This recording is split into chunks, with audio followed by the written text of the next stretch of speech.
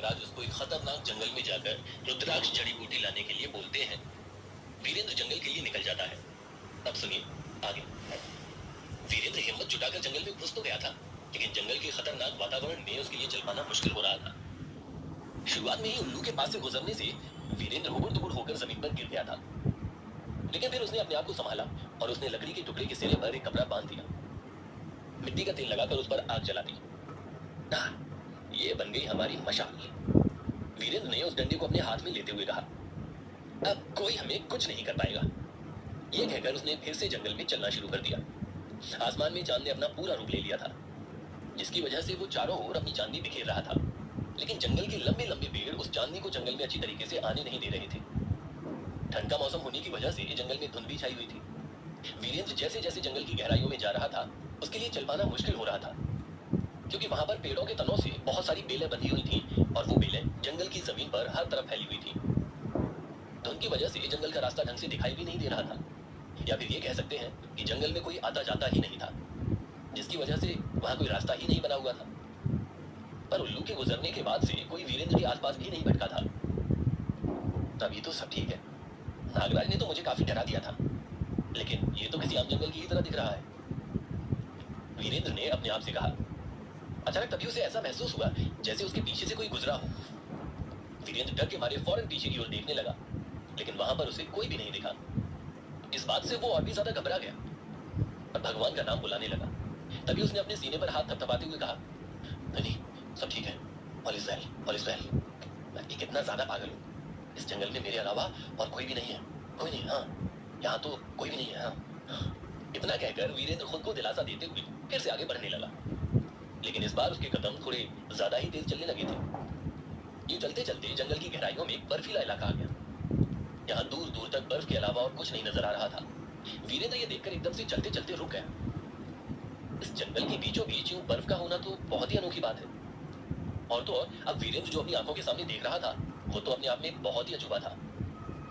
वीरेंद्र जल्दी से झाड़ी के पीछे छुप गया। उसने देखा कि उसी बर्फ में एक बर्फीला पहाड़ भी बना हुआ था, जिसके ऊपर बर्फ की मोटी परत जमी हुई थी। उस बर्फ के पहाड़ के नीचे ये गुफा का मुहाना नजर आ रहा था, और इससे भी अजीब बात यह थी कि उस गुफा के एक तरफ एक लहीम शहीम शेर बैठा हुआ था और दूसरी तरफ एक मोटा और विशालकाय अजगर। वो जानवर इतनी ठंड में उस गुफा के पास क्यों बैठे हुए थे, इस बारे में किसी को भी नहीं पता था। जंगल के इस हिस्से में ऐसी जगह भी हो सकती है, इसके बारे में कभी किसी ने कल्पना भी नहीं की होगी। वहीं सबसे बड़ा सवाल तो ये था कि दोनों जानवर गुफा के अंदर क्यों नहीं जा रहे थे। क्या इतनी ठंड में इन दोनों पर कोई फर्क ही नहीं पड़ रहा था? उन दोनों जानवरों का इतनी ठंड में जिंदा और स्वस्थ रहना किसी चमत्कार या अजूबे से कम नहीं था। उन दोनों को इतनी निष्ठा से बैठा हुआ देखकर लग रहा था कि जैसे वो गुफा के अंदर मौजूद किसी कीमती चीज की बड़ी ही लगन से और कई सालों से पहरेदारी कर रहे हों। अचानक तभी वो शेर अपनी जगह पर खड़ा हो गया, जैसे उसने किसी के आने की आहट सुन ली हो, और वो जोर से दहाड़ने लगा। उसकी दहाड़ सुनते ही गुफा की दूसरी तरफ बैठा हुआ अजगर भी एकदम चौकन्ना हो गया और इधर उधर देखकर फुफकारने लगा। लेकिन अच्छे से आसपास देखने पर जब उस अजगर को कोई भी खतरा महसूस नहीं हुआ, तो वो एकदम हैरान हो गया। वो रेंगते हुए शेर के पास आया और उसके सामने खड़ा होते हुए एकाएक कुछ कहने लगा। क्या हुआ? तुम ऐसे अचानक से दहाड़ क्यों रहे हो? मैंने तो अच्छे से देखा, लेकिन मुझे चारों ओर कोई भी नजर नहीं आया। वीरेंद्र ने कल्पना भी नहीं की थी कि मोटा और विशाल का अजगर बोल भी सकता है। तभी उस शेर ने दहाड़ना बंद कर दिया और अजगर से बोला, हाँ तो मैंने कब कहा कि यहाँ पर कोई है? मैं तो बस ऐसे ही गाना गा रहा था। शेर ने भी अपनी गंभीर आवाज में जवाब दे दिया। ये सुनकर अजगर मुंह बनाने लगा और शेर से बोला, लगता है यहाँ पर पहरा दे देकर तुम्हारा दिमाग खराब हो गया है। तभी शेर बोला, असल में बात तो यही है, कितने साल हो गए हम दोनों को यहाँ पर पहरा देते हुए, लेकिन अब तक वो आया ही नहीं। न जाने कब वो मसीहा आएगा और इसे अपने साथ लेकर जाएगा और हमें यहाँ की पहरेदारी से मुक्त करेगा।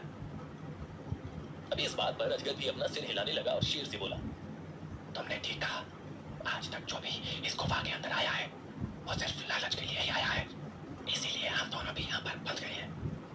पता नहीं वो मसीहा कब आएगा, मुझे भी उसका बेसब्री से इंतजार है। वीरेंद्र इन जानवरों को दूर से देख रहा था, इसलिए इन्हें बोलते हुए सुन नहीं पा रहा था, लेकिन फिलहाल यहाँ ना कोई रुद्राक्ष का पेड़ था और ना ही कोई जड़ी बूटी, इसीलिए बिना किसी मकसद के वीरेंद्र को किसी भी जानवर से उलझने का मन नहीं था। इसीलिए वो चुपचाप बिना कोई आवाज किए इस जगह से दूर जाने लगा। जल्द ही मशाल लिए वीरेंद्र जंगल की और भी गहराई के अंदर पहुंच चुका था। उसे चलते चलते काफी देर हो चुकी थी, जिसकी वजह से उसे थकान महसूस हो रही थी। चलते चलते उसने कितने किलोमीटर कवर कर लिए थे उसे इस बात का अंदाजा भी नहीं था। तभी वीरेंद्र ने अपने फोन की तरफ देखा। शिट, इसके अंदर तो नेटवर्क ही नहीं आ रहा है, वीरेंद्र ने कहा। तभी वो टाइम की तरफ देखते हुए बोला, इस वक्त रात के 1 बज रहे हैं और ये टाइम इस जंगल में रुकने का सबसे खतरनाक टाइम है। तभी चलते चलते वीरेंद्र की नजर एक पेड़ के तने पर गई। उस तने से कोई बेल नहीं बंधी हुई थी, इसीलिए वहां का हिस्सा थोड़ा साफ सुथरा हो रहा था।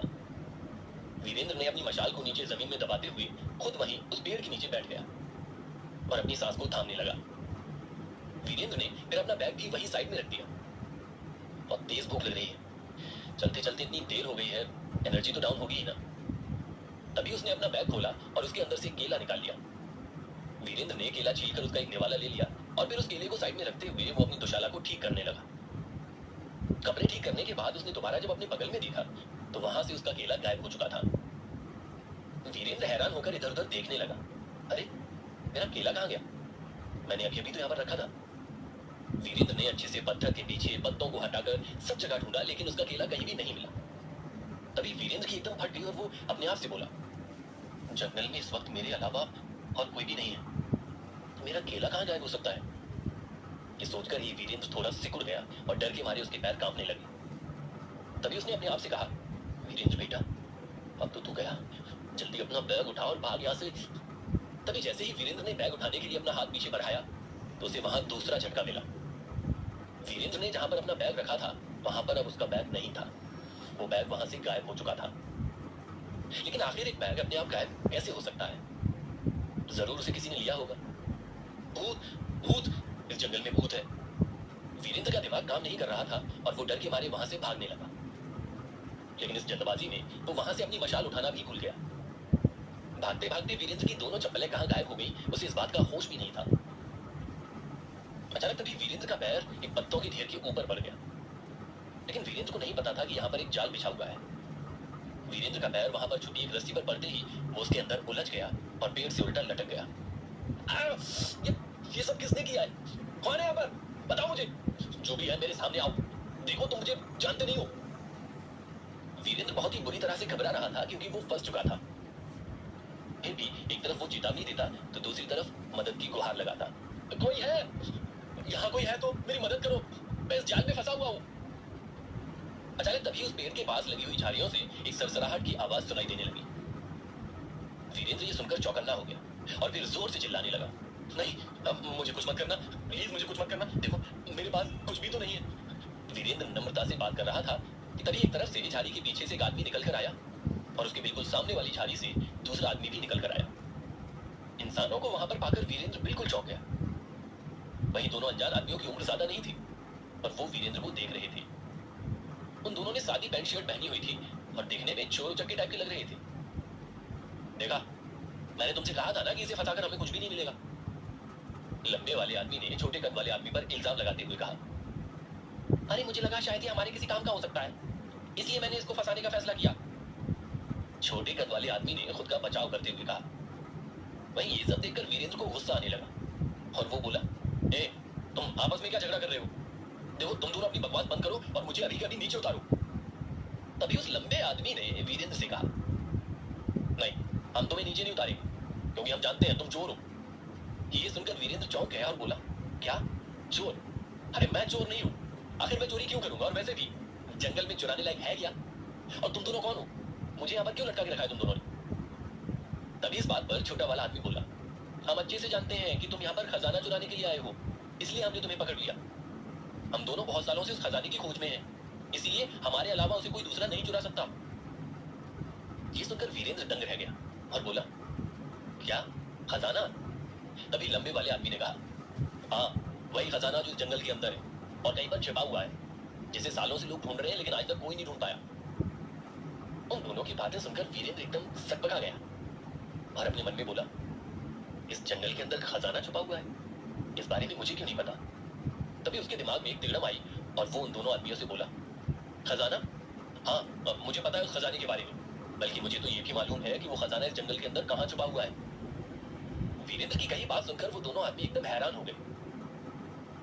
और एक दूसरे की शक्ल देखने लगे। क्या तुम्हें पता है कि वो खजाना कहाँ छुपा हुआ है?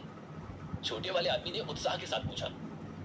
तभी वीरेंद्र ने एकदम कॉन्फिडेंट होकर जवाब दिया, और क्या, मुझे उसकी एग्जैक्ट लोकेशन भी पता है। इसलिए मैं आज उस खजाने को लेने आया था, ताकि हमेशा हमेशा के लिए वो ढेर सारे पैसे मेरे हो जाए। ये सुनकर लंबे आदमी ने छोटे आदमी से कहा, सुरेश, देख ले, ये आदमी हमारे काम आ सकता है। तभी छोटा वाला आदमी बोला, हाँ रमेश, तूने बिल्कुल ठीक कहा। हमें खजाना ढूंढने में कितनी आसानी हो जाएगी, हमें इधर उधर भटकना नहीं पड़ेगा। लेकिन अगर इसको नीचे उतारने के बाद इसने हमारे साथ कोई होशियारी करी तो? तभी इस बात पर रमेश बोला, तू तो फालतू में इतनी टेंशन लेता है। तो रुक, मैं उससे अभी पूछ लेता हूँ। सुनो एलर के, तुम सुनो, हम तुम्हें नीचे उतार सकते हैं, लेकिन अगर तुमने हमसे कोई भी चालाकी करी तो? तभी वीरेंद्र हंसने लगा, अरे यार तुम ये कैसी बात कर रहे हो? मैं क्यों चालाकी करूंगा तुम्हारे साथ? हम तीनों मिलकर वो खजाना ढूंढेंगे ना, और उसके बाद आपस में बराबर का हिस्सा कर लेंगे। तुम दोनों भी खुश, मैं भी खुश, लेकिन उसके लिए पहले मुझे नीचे तो उतारो। रमेश और सुरेश वीरेंद्र के सौदे को सुनकर उस पर विचार करने लगे। क्या रमेश और सुरेश वीरेंद्र को इतनी आसानी से छोड़ देंगे? और क्या सच में उस जंगल के अंदर कोई खजाना छुपा था? दूसरी तरफ वो शेर और विशालकाय अजगर आखिर किस कीमती चीज की पहरेदारी दे रहे थे? आखिर वो इतने सालों से उस बर्फीले पहाड़ के बाहर क्यों बैठे हुए थे? जानने के लिए सुनते रहिए पॉकेट एफएम। कहानी को बिना रुकावट सुनने के लिए पॉकेट एफएम कॉइन्स खरीदिए।